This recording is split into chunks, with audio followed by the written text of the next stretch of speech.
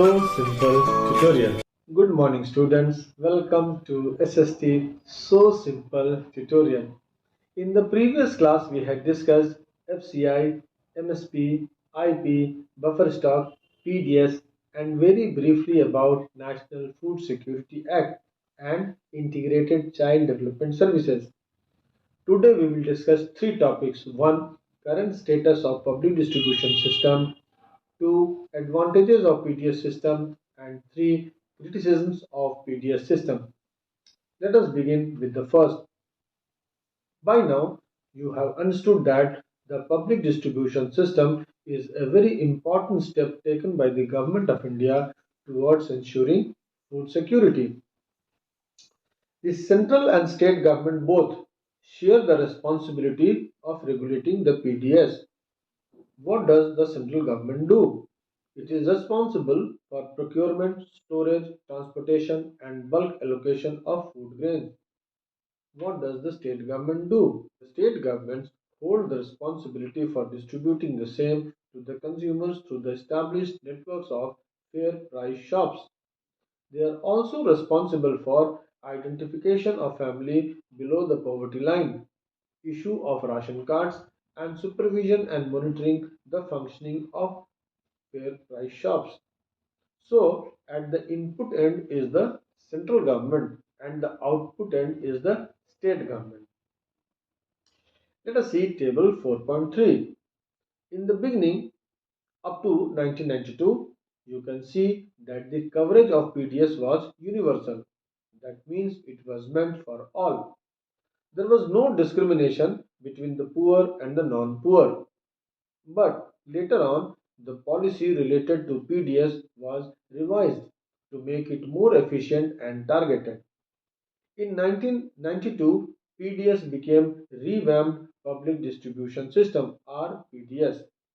It was introduced in 1,700 blocks in the country. The target was to focus poor families, especially in the far-flung, remote, and inaccessible areas, provide the benefits of PDS to remote and backward areas. Here, the scale of issue was 20 kg of food grains per card. From the June 1997, in a renewed attempt, Targeted Public Distribution System (TPDS) was introduced. As the name suggests, they began targeting the poor in all areas. It was for the first time that a differential price policy was adopted for poor and non-poor. Food grains were distributed to poor at subsidized rates. For BPL, wheat was 4 rupees 15 paise per kg and rice was 5 rupees 65 paise per kg. But for the APL, it was 6 rupees 10 paise and 8 rupees 30 paise respectively. In 2000, two special schemes were launched, namely Antyodaya Anna Yojana and Annapurna scheme.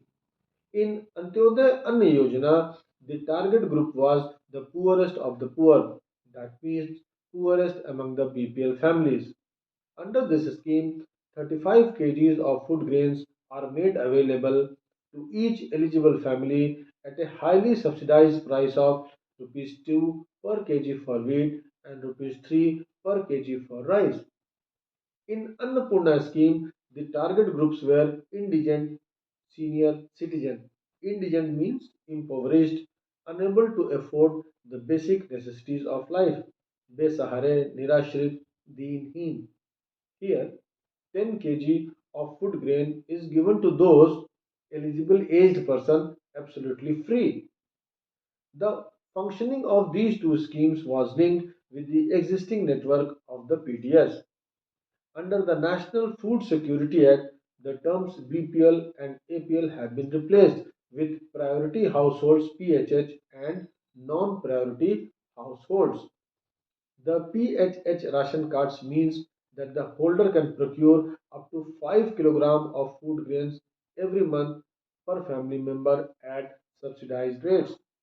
PHH ration card holders can get rice at rupees 3 per kilogram, wheat at rupees 2 per kilogram, and coarse grains at rupee 1 per kilogram. Let us now discuss advantages of PDS system. The PDS has proved to be the most effective instrument of government policy over the years in stabilizing prices and making food available to consumers at affordable prices.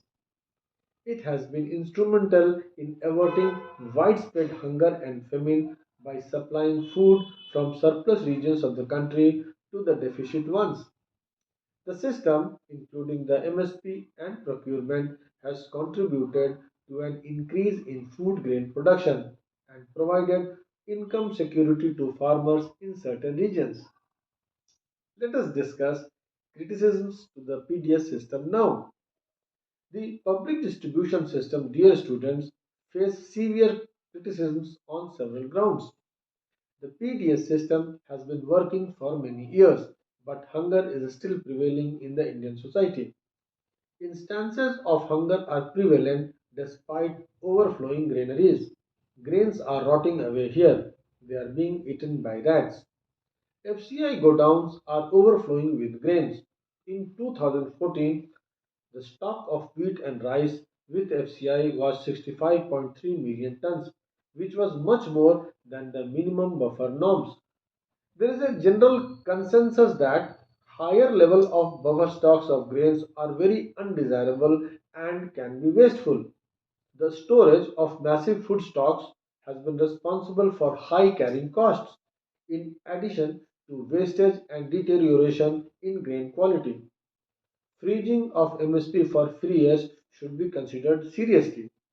Coarse grain is the staple food of the poor, but the increase in MSP has induced farmers, particularly in the surplus estates, to divert land from production of coarse grains to the production of rice and wheat. The intensive utilization of water in the cultivation of rice has also led to environmental degradation and fall in the water table, thus threatening the sustainability of the agricultural development in these states.